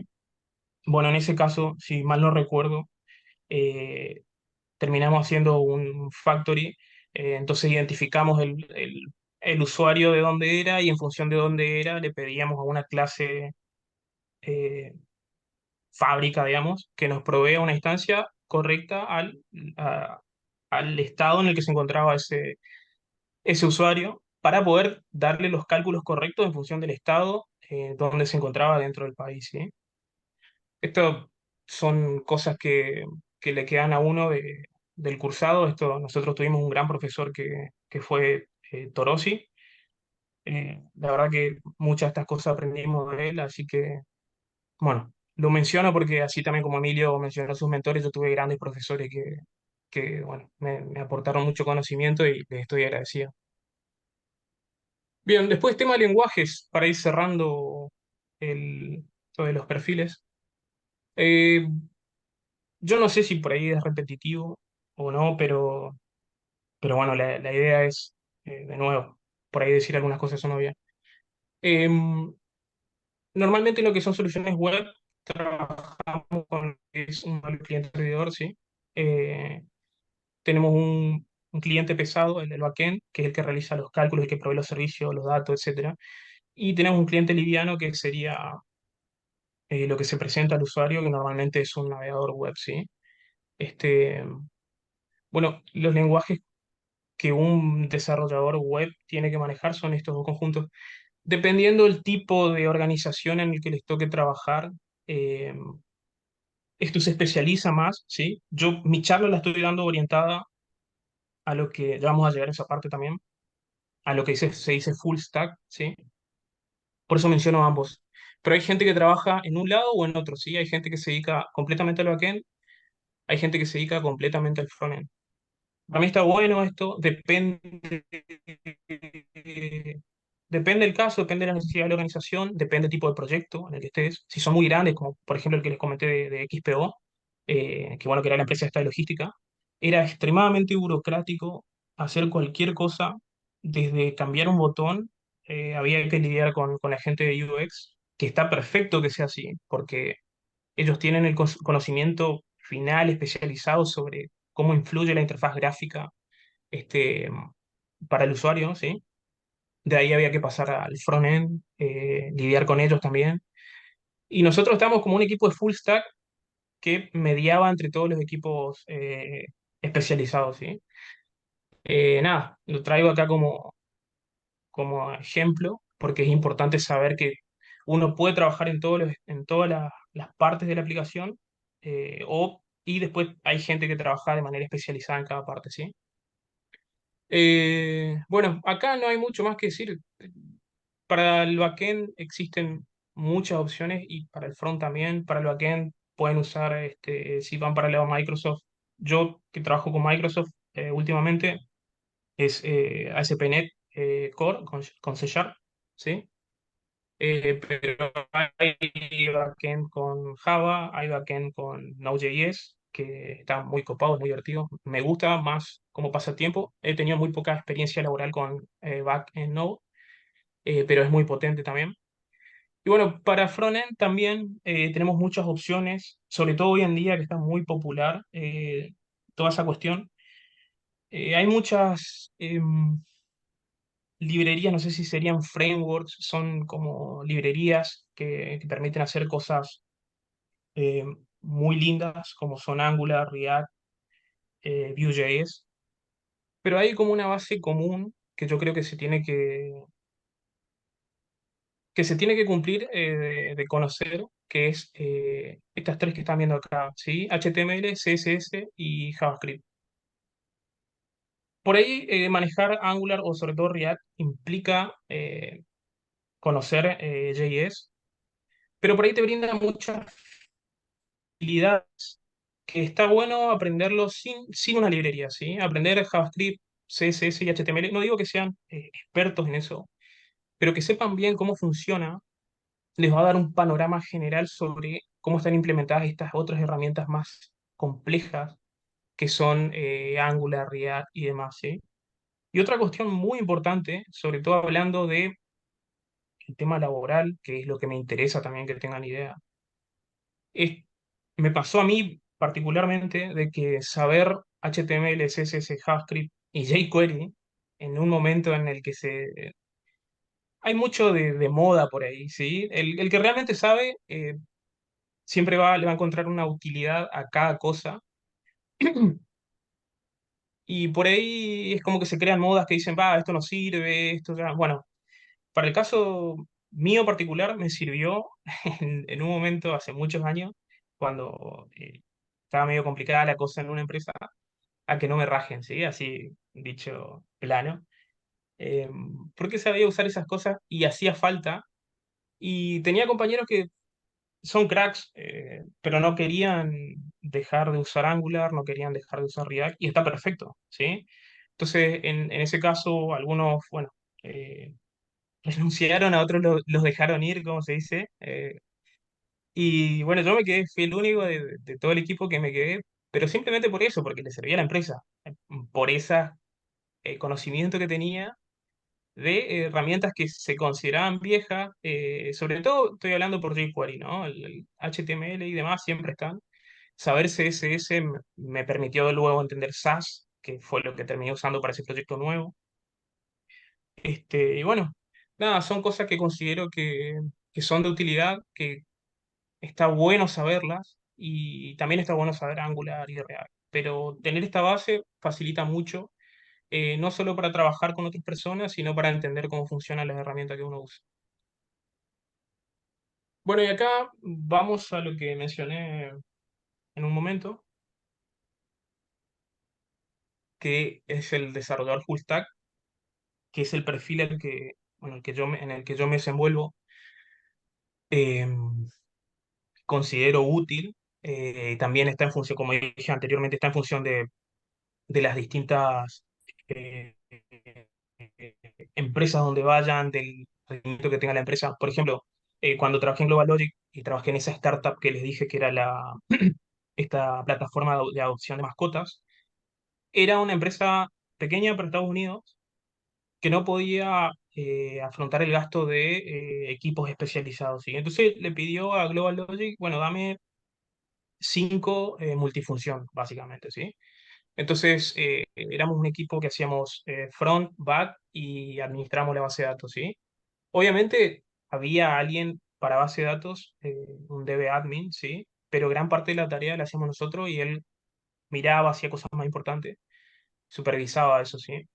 Hay roles que son muy especializados y hay cosas que si uno no tiene el conocimiento completo no las puede hacer, ¿sí? El full stack es como que baila de alguna manera entre los distintos, entre las distintas capas, por eso es pila completa, sería la traducción literal así. Este, y generalmente tiene una especialización en lo que es código de backend, ¿sí? O tiene su fuerte en frontend. Bueno, eso básicamente lo que significa. Eso que ven ahí, si se da solamente en desarrollo web, es una pregunta que me hago yo en realidad, que para mí se da solamente en lo que es desarrollo web, debido a la cantidad de capas de tecnología que uno tiene que coordinar para que se dé la solución final, ¿sí? Se dan todos los proyectos y bueno, como les comentaba, depende por un lado del tamaño de la solución, eh, y tenemos el caso particular, como les decía, de XPO, que tenía equipos especializados para todo, que está bien que sea así porque era extremadamente grande la gestión de todo lo que era la logística de entrega de paquetes de Amazon. Y por otro lado, empresas pequeñas como esta startup de adopción de mascotas, que no les queda otra, digamos, ¿sí? Bueno, el full stack tiene sus desafíos y limitaciones que van un poco de lo que comenté anteriormente. Los desafíos son, bueno, manejarse en las distintas tecnologías, eh, y cómo interactúa con los demás equipos cuando hay un full stack y hay distintos equipos especializados para lo que es front, para lo que es base de datos, ¿sí? Y bueno, y las limitaciones son lo que les comentaba anteriormente. Eh, Uno puede tener, para el backend está perfecto lo que hace, pero para base de datos por ahí tiene ciertas limitaciones, que ya uno no puede hacer tareas de un administrador de base de datos, ¿sí? O que necesita feedback, por lo menos supervisión de un administrador de base de datos. Y bueno, la interacción con otros perfiles creo que ya lo cubrimos, es simplemente coordinar cosas con otros equipos, ¿sí? Bueno, eso sería básicamente lo que considero que tienen que cumplir una persona, un profesional de IT y sobre todo puntualmente un desarrollador full stack web, ¿sí? Después, esto es un poco más orientado a eh, dudas que uno tiene para cuando va a arrancar, ¿sí? Eh, Cómo se mete, ¿no? A trabajar, cómo arranca. Y dependiendo del contexto, muchos tienen la necesidad de empezar a trabajar de inmediato porque, bueno, necesitan un sustento, quieren que sea así. Conozco muchos cracks que arrancaron trabajando, dejaron la facultad, arrancaron trabajando porque tenían que trabajar. Y son unos genios, o sea, no los nombro, no creo que los conozcan, pero uno es correntino, se llama Maximiliano Schweitzer, es un genio el man.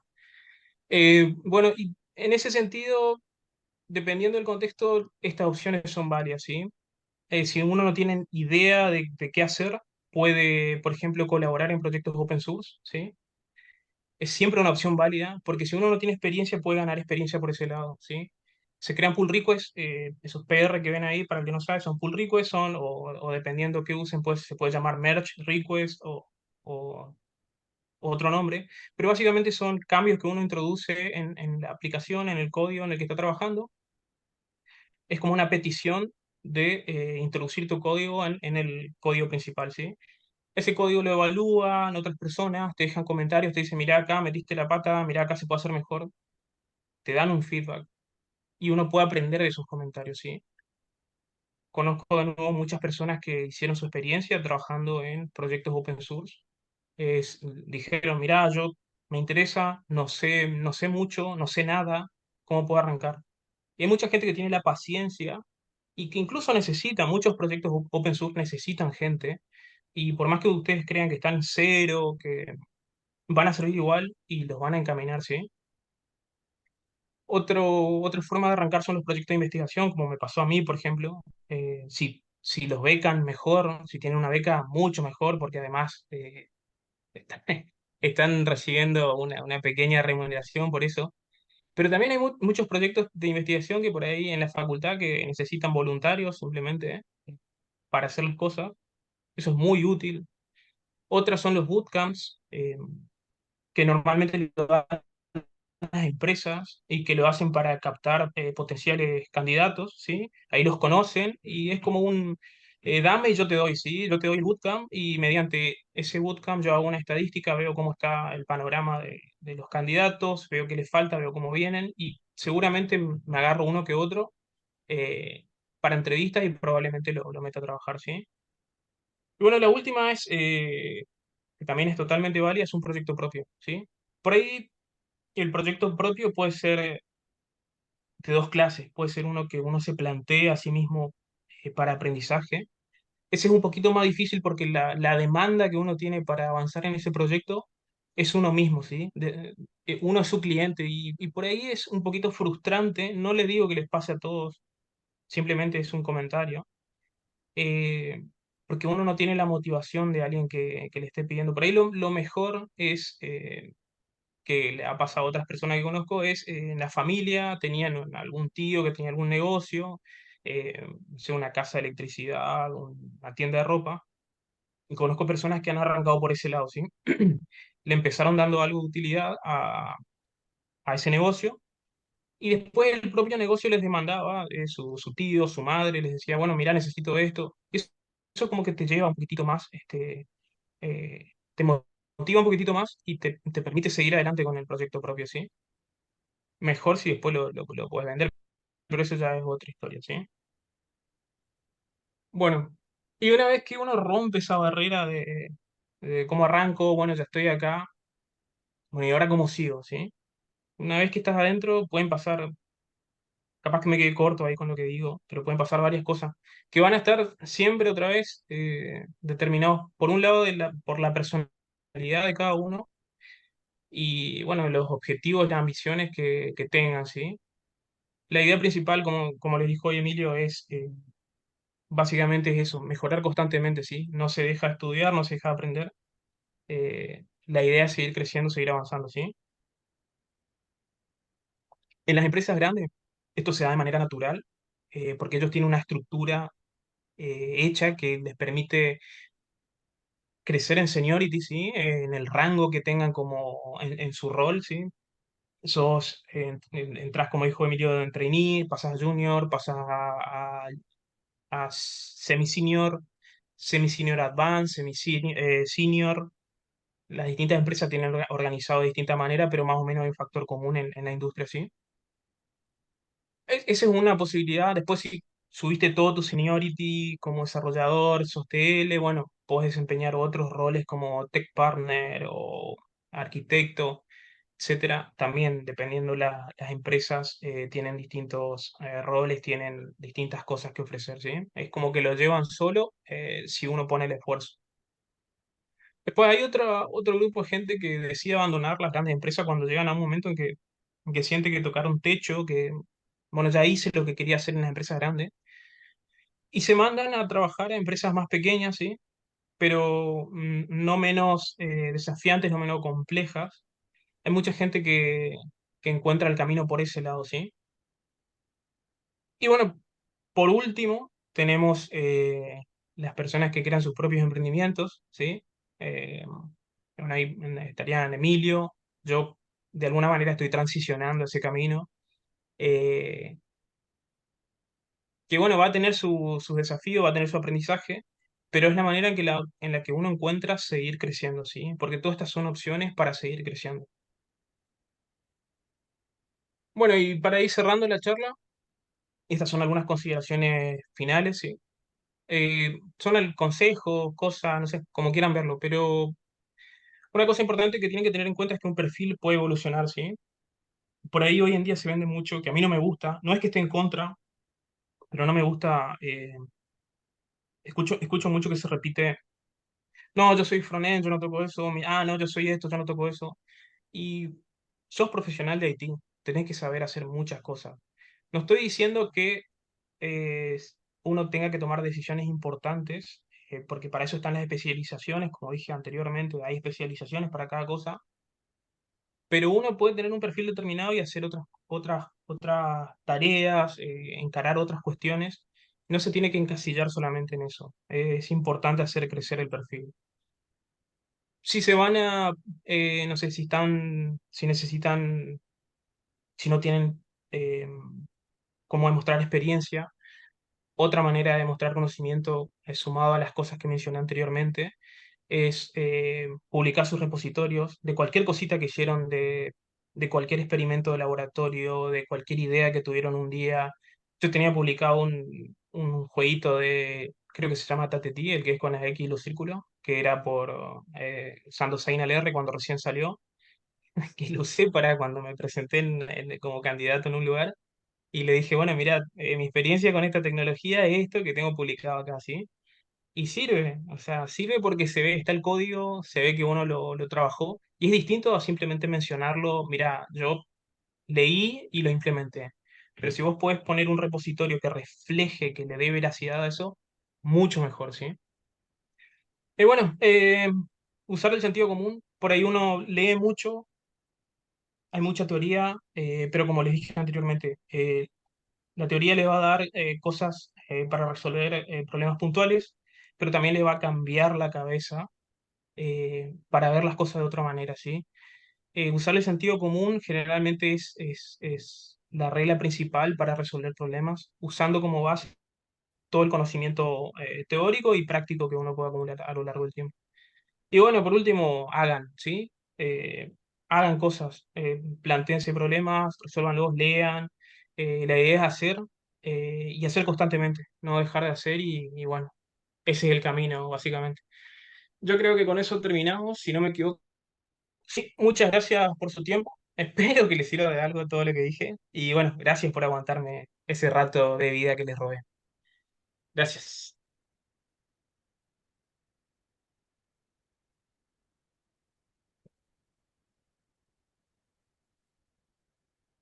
Muchas gracias, Emilio. Fue muy interesante todo lo que compartiste con nosotros. En este momento vamos a hacer también un ida y vuelta como para que puedas responder algunas preguntas que los chicos te quieren hacer, ¿puede ser?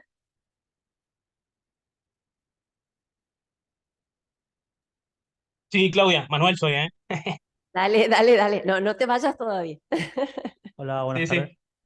Eh, Quería saber su opinión, ya que dijo de cómo arrancar en lo que es el full stack, de los bootcamps que te venden la ilusión de que en 6 meses sos full stack, pero te enseñan un stack de Mer, por ejemplo. Y esas personas que entran a esos bootcamps se terminan como repitiendo o no entendiendo cómo funciona la programación y lo dejan.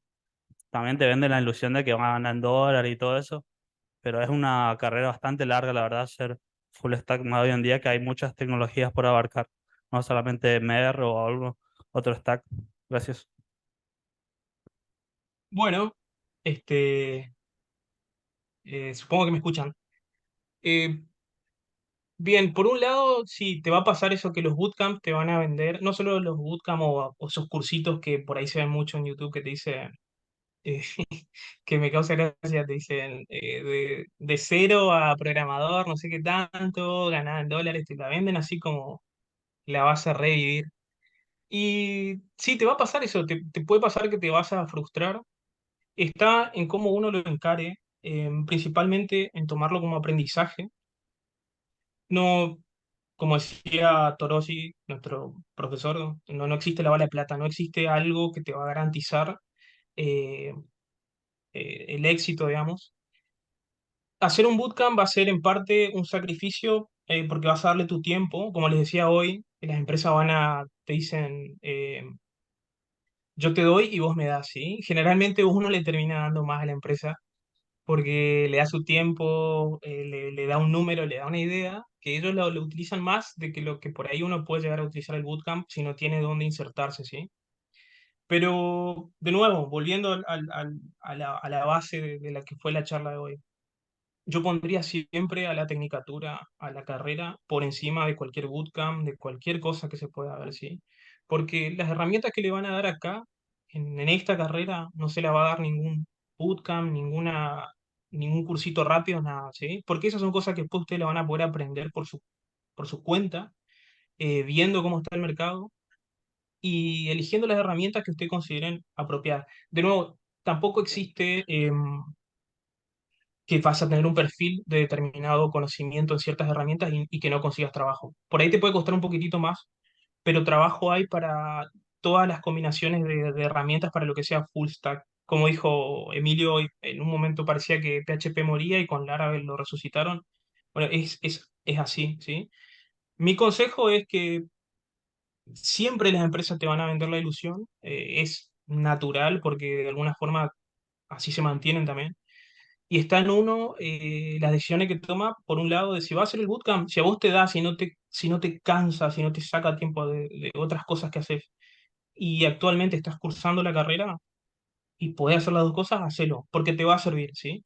Si en algún momento tenés que tomar la decisión entre uno y otro, yo personalmente, no te estoy diciendo que así sea, es mi opinión, yo elegiría, me pasó a mí, y yo elegí seguir la carrera en la facultad hasta terminar y quedarte tranquilo que trabajo vas a conseguir, porque hay mucho, y como decía una persona que conocí, eh, programadores hay mucho, pero profesionales hay pocos, ¿sí? Entonces es importante ser un buen profesional, y ser un buen profesional lo vas a lograr a través de una carrera eh, universitaria, más que a través de un curso o un bootcamp, ¿sí?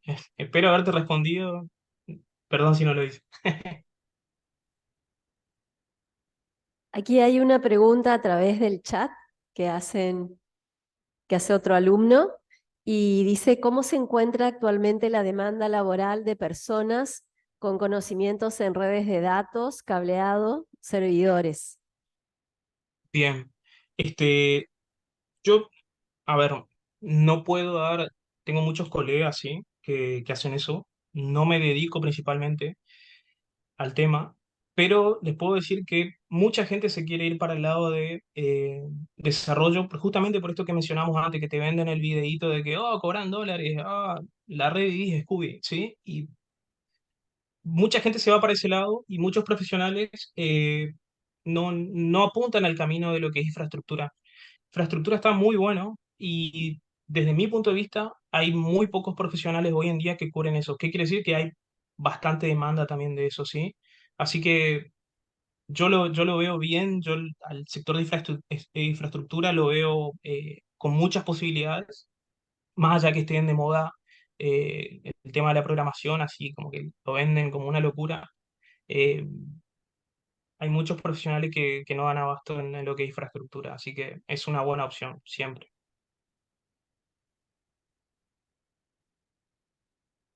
Otra pregunta que querramos hacer a Manuel, aprovechando su disponibilidad. Buenas noches. La mía es una pregunta un poco más relacionada con uno de los últimos puntos que tiene que ver con, que ha dicho con cómo aprender y específicamente haciendo proyectos propios. Em, si yo, por ejemplo, hago una herramienta que necesito yo para solucionar un problema en mi vida diaria, o por ejemplo, porque quiero aprender y tengo mil millones de ideas de cosas que podría hacer, eh, y a lo mejor después hago varias de esas ideas y como que me siento estancado y ya no sé cómo seguir practicando o cómo aprendiendo. Em, ¿Cómo puedo hacer para, supongo que inspirarme o conseguir más ideas, digamos, de proyectos que me ayuden a aprender, que me ayuden a desarrollar más habilidades y cosas así? Bien, sí es natural que te pase eso. Yo te diría que de alguna manera te puede estar faltando un socio, ¿sí? Alguien que se quiera sumar a que esté de acuerdo en lo que vos querés hacer. Cuando son dos personas o más, uno lo estira al otro, ¿sí? nos ha pasado a nosotros cuando estábamos estudiando, de que uno tenía una idea que se la comentaba al tiempo a otro de los muchachos porque ya la había dejado de lado justamente por eso que te pasa a vos, ¿sí? Es que de repente nos parecía muy buena idea el resto. Y una forma de encontrar motivación para seguir es esa, ¿sí? Compartirla con alguien que vos veas que va a ayudar, que esté interesado. Incluso no hace falta que sea alguien no hace falta que sea alguien que vos conozcas en persona, lo puedes hacer a través de internet. Eh, Esa es una forma, ¿sí? Otra es obligarte de nuevo, lo que te decía, va a ser mucho más fácil llevar adelante proyectos si vos le generás o sea, si otro te genera la demanda a vos, ¿sí? Esto que vos estás haciendo, si podés lograrlo que alguien más lo use o que de alguna forma compartirlo con alguien que le pueda encontrar utilidad, así como vos le encontrás utilidad a esas cosas que querés programar, que querés hacer, te va a demandar y capaz que hasta en un momento diga, ¿para qué le dije? Ahora me pide, bueno, pero eso va a ser lo que te motive a hacer, ¿no? Esas son las dos cosas que te podría decir para lo que son proyectos así propios que estés encarando. No sé si más o menos te sirvió, espero que sí.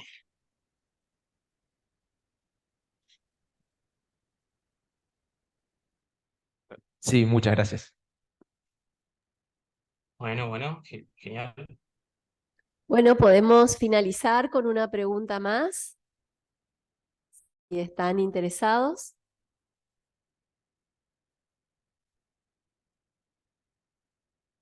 Bueno, entonces vamos a finalizar este webinar agradeciendo en primer lugar a Emilio y a Manuel, que han sido muy generosos en compartir con nosotros primero su experiencia de formación, su experiencia laboral y todos los consejos que nos han brindado, ¿no? Tanto desde el punto de vista técnico como personal. Así que también agradezco a ustedes que han escuchado con mucha atención. Fueron 2 horas que estuvimos aquí sentados, algunos en el aula magna y otros en sus casas, más de 70 personas que están también a través de la web. Así que bueno, muchas gracias y esperamos que esto sea beneficioso para todos. Los despido y no me queda otra que decirles gracias.